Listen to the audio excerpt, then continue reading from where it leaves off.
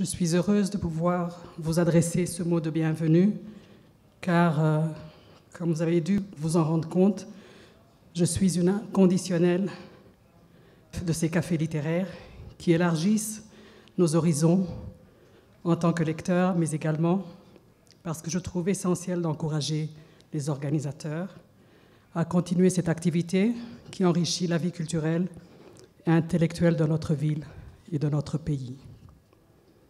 Mais surtout, je suis heureuse de prendre la parole pour accueillir et saluer le parcours de nos trois panélistes que je connais personnellement et que j'apprécie. À commencer par Jean Damascène Bizimana. Jean Damascène Bizimana a apporté à sa fonction de secrétaire exécutif de la Commission nationale de la lutte contre le génocide une érudition et une éloquence qui ne se sont jamais démenties. À chacune de ses allocutions publiques, qui sont fréquentes, heureusement, il a approfondi la compréhension de son auditoire par la précision des faits qu'il énonce et la clarté de ses propos.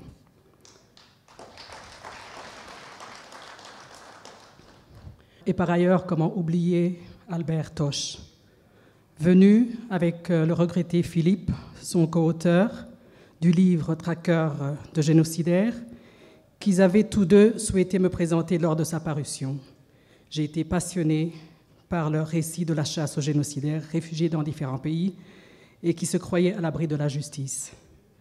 La façon dont les pays hôtes choisissent de gérer les dossiers de ces criminels d'exception en les poursuivant ou pas est au cœur du thème de ce café littéraire et des discussions qui en découleront, notamment sur les positions ambiguës et même parfois très dangereuses qu'une absence de poursuite judiciaire révèle.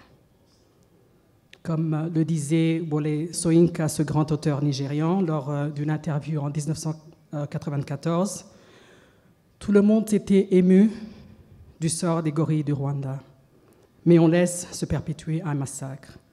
Aujourd'hui, nous devons parler de l'extermination d'êtres humains, parler d'une espèce menacée, parler des Tutsis. Fin de citation.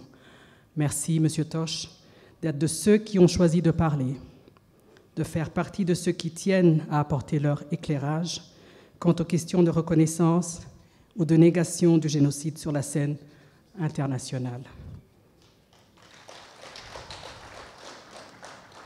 Enfin, un grand merci, tout spécial à André Twahirwa, acteur incontournable de la réflexion sur l'histoire du Rwanda et en particulier de la reconnaissance internationale du génocide des Tutsis.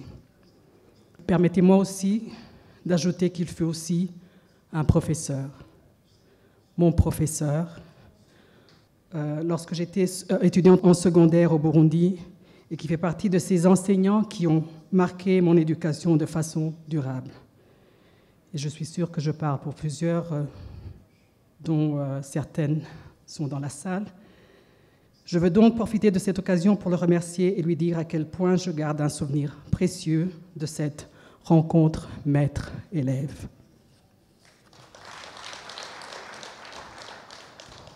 Je le remercie également d'avoir pu aménager son horaire pour que je puisse assister à ce café littéraire.